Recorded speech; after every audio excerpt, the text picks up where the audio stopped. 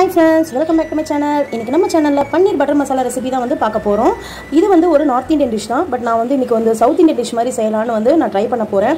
ஆரோக்கிய பன்னீர் எடுத்துர்க்கேன். இது பாத்தீங்கன்னா ஒரு 200 grams வரைக்கும் வரும். நல்லா இருக்கு. இந்த பன்னீர் நல்லா இருக்கு. கண்டிப்பா ட்ரை பண்ணி பாருங்க. கொஞ்சம் நம்ம சவுத் இந்தியன் டச் வச்சு எப்படி இருக்குன்னு ட்ரை பண்ணி பார்க்கலாம். வாங்க.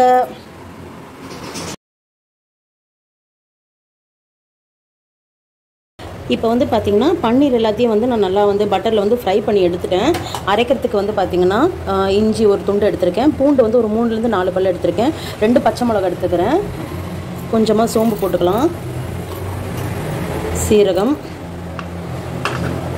2 பட்டை, ஒரு ஏலக்காய், அப்புறம் ஒரு சின்ன கிராம்பு இதெல்லாம் போட்டுக்கலாம். இதெல்லாம் ஒரு ஃப்ளேவருக்கு தான். ஏன்னா நான் தாளிக்கும் போது இதெல்லாம் போட போகிறதில்ல. அரைக்கிறதுக்கு இதெல்லாம் சேர்த்துடலான்னு இருக்கேன். அப்புறம் பார்த்தீங்கன்னா 2 பெரிய வெங்காயம், 3 தக்காளி, பெரிய தக்காளி எடுத்திருக்கேன். 2 வெங்காயத்தில் நான் 1.5 வெங்காயம் கட் பண்ணி எடுத்திருக்கேன். இன்னும் 1/2 வெங்காயம் தாளிப்புக்காக எடுத்திருக்கேன். 2 பச்சை மிளகாய் நான் நசுக்கி வச்சுருக்கேன். ஏன்னா நசுக்கி வைக்கும்போது அதோட ஃப்ளேவர் ஒரு டிஃப்ரெண்ட்டாக இருக்கும். ஸோ இதெல்லாம் இப்போ நம்ம அரைக்க போட்டுடலாம். இதெல்லாம் அரைச்சிட்டு பார்ப்போம். நல்லா மைய அரைச்சிடுங்க. நல்லா திப்பியாக இல்லாமல் நல்லா அரைச்சிடுங்க. அரைச்சிட்டு பார்க்கலாம். இப்போ நம்ம எல்லாத்தையும் அரைச்சி எடுத்துட்டோம். இது கூட இப்போது மஞ்சள் பொடி சேர்த்துடலாம்.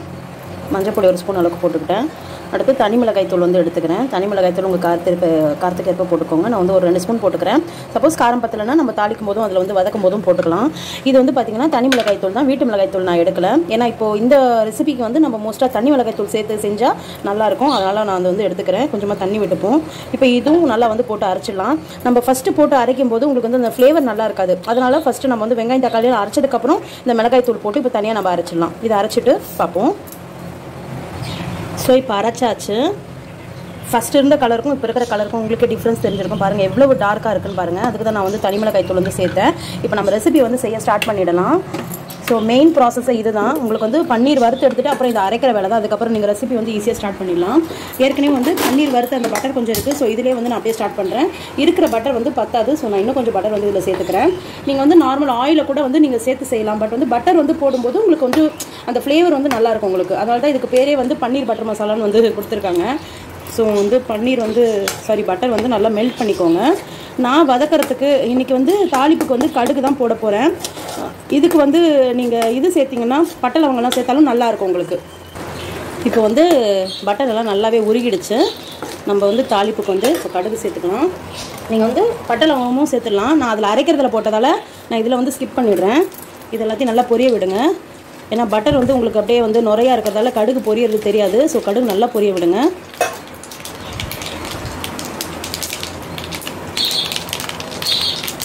சோம்பு கொஞ்சமாக போட்டுக்கலாம். சீரகம் எல்லாத்தையும் நல்லா போட்டு வறுத்து விட்டுருங்க.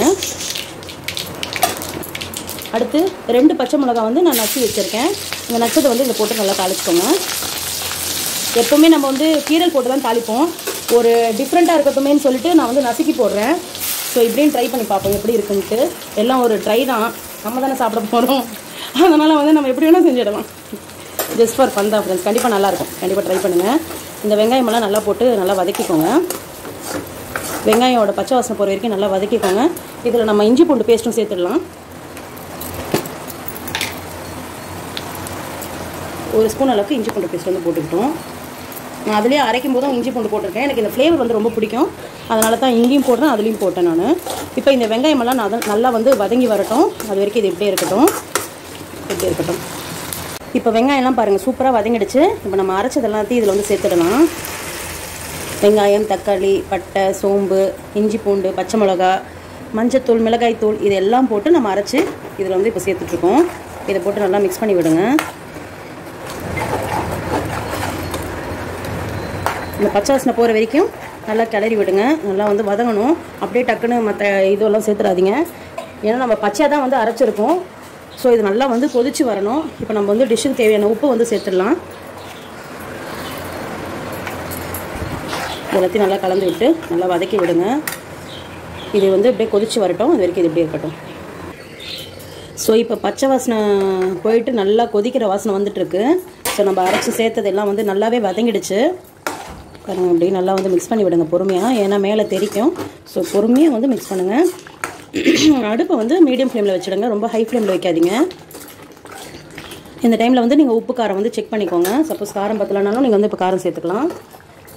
இதில் இப்போ நான் வந்து ஹோம்மேட் பிரியாணி மசாலா வந்து சேர்க்க போகிறேன்.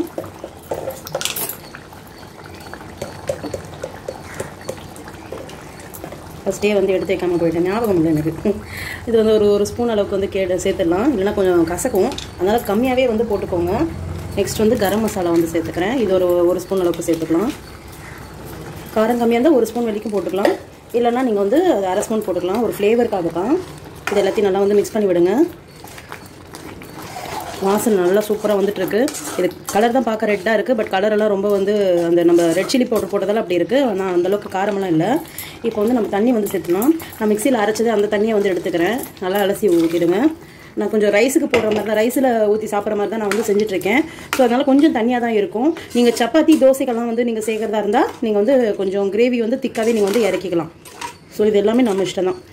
சப்பாத்தி, தோசை, இட்லி எல்லாத்துக்குமே நல்லாயிருக்கும். ரைஸுக்கும் சூப்பராக இருக்கும். ஸோ சூப்பராக வந்து நம்ம பன்னீர் பட்டர் மசாலா ரெடி ஆகிட்டுருக்கு. இப்போ நம்ம தண்ணி விட்டு ஒரு கொதி வந்ததுக்கப்புறம் நம்ம பன்னீர் எல்லாத்தையும் சேர்த்துக்கலாம். இது இப்படியே இருக்கட்டும். இப்போ கிரேவி வந்து நல்லா கொதிச்சிடுச்சு. நம்ம வந்து இப்போ வறுத்து வச்சுருக்கிற பன்னீர் எல்லாத்தையும் இதில் வந்து சேர்த்துடலாம். பன்னீர் வந்து 200 கிராம் பன்னீர் நீங்கள் ஃபஸ்ட்டே வந்து பேக்கெட்டில் பார்த்துருப்பீங்க. ஸோ பன்னீர்லாம் உள்ளே போட்டதும் எல்லாமே உள்ளே போயிடுச்சு. குழம்பு தான் அதிகமாக இருக்குது, பன்னீரை காணும். ஓகே, நீங்கள் வந்து நான் ஏற்கனவே சொன்ன 4 பேருக்கு செஞ்சிட்ருக்கேன். உங்கள் ஃபேமிலி மெம்பர்ஸ்க்கு தகுந்த மாதிரி நீங்கள் கூட குறை சேர்த்து செஞ்சுக்கலாம். ஸோ எல்லாத்தையும் போட்டு நல்லா மிக்ஸ் பண்ணி விடுங்க. நான் நிறைய சொல்லியிருப்பேன், பன்னீர் எல்லாத்தையும் நல்லா எந்த டிஷ் பன்னீர் வச்சு செஞ்சாலும் நீங்கள் அதை நல்லா வறுத்துட்டு செய்யுங்க, அப்போ தான் நல்லாயிருக்கும். அந்த டிப் வந்து ஃபாலோ பண்ணிக்கோங்க. ஸோ பாருங்கள், பன்னீர் எல்லாத்தையும் வந்து நம்ம உள்ளே சேர்த்துட்டு நல்லா மிக்ஸ் பண்ணி விட்டாச்சு. இப்போ ஃபைனலாக வந்து ஆட் பண்ண போகிற இன்க்ரீடியன்ட் வந்து பட்டர் தான். பட்டர் வந்து இது ஆப்ஷனல் தான். ஏன்னா வந்து இந்த டைமில் எல்லோரும் வந்து க்ரீம் வந்து போடுவாங்க. நான் பட்டர் போடுறேன், ஒரு டிஃப்ரெண்ட்டாக. அதை சொன்னேனே, தமிழ்நாட்டு ஸ்டைலில் செஞ்சுட்ருக்கேன்ட்டு. அஃப்கோர்ஸ் தமிழ்நாட்டிலையும் வந்து பட்டர் சேர்த்துக்க மாட்டாங்க தான். நம்ம ஃப்ளேவர் நல்லா இருக்கணுன்றதால வந்து பட்டர் வந்து சேர்த்து விட்டேன். ஸோ இந்த பட்டர்லாம் போட்டு கொஞ்சம் நல்லா மிக்ஸ் பண்ணி விடுங்க. அடுத்து லாஸ்ட்டாக நான் சொன்ன மாதிரி க்ரீமுக்கு பதில் இது வந்து பார்த்திங்கன்னா 2 ஸ்பூன் அளவுக்கு கார்ன்ஃப்ளவர் மாவு வந்து தண்ணியில் கரைச்சி வச்சுருக்கேன். இதை வந்து நம்ம விட்டுடலாம். இதை சேர்க்கும்போது உங்களுக்கு ஒரு ஃப்ளேவர் வந்து நல்லாயிருக்கும். குழம்பும் கொஞ்சம் திக்காக இருக்கும். ரொம்ப திக்னஸ் இல்லாமலும் ரொம்ப கிரேவி இல்லாமலும் உங்களுக்கு செமி கிரேவியாக வந்து அந்த கன்சிஸ்டன்சி வந்து நல்லாயிருக்கும். ஸோ இதெல்லாமே வந்து பார்த்துக்கோங்க. பட்டர் வந்து ஆப்ஷனல் தான், பட் கார்ன்ஃப்ளவர் வந்து நீங்கள் கண்டிப்பாக சேர்க்கணும். அப்போ தான் உங்களுக்கு வந்து ஃப்ளேவர் நல்லாயிருக்கும். பாருங்கள், போட்டதுமே வந்து அந்த கிரேவியோட திக்னஸ் வந்து நல்லா வந்திருக்கு. ஸோ சூப்பரான பன்னீர் பட்டர் மசாலா நம்ம சவுத் இந்தியன் ஸ்டைலில் ரெடி ஆகிடுச்சு. கண்டிப்பாக ட்ரை பண்ணி பாருங்கள். இந்த டிஷ் பிடிச்சா லைக் கமெண்ட் பண்ணிவிடுங்க. இது எல்லாத்துக்குமே சூப்பரான ஒரு டிஷ். இது சப்பாத்தி, ரைஸ் எல்லாத்துக்குமே வந்து நல்லாயிருக்கும். ட்ரை பண்ணி பாருங்கள். உங்களை நான் நெக்ஸ்ட் வீடியோவில் மீட் பண்ணுறேன். அது வரைக்கும் கீப் சப்போர்ட்டிங். தேங்க்யூ, பாய்.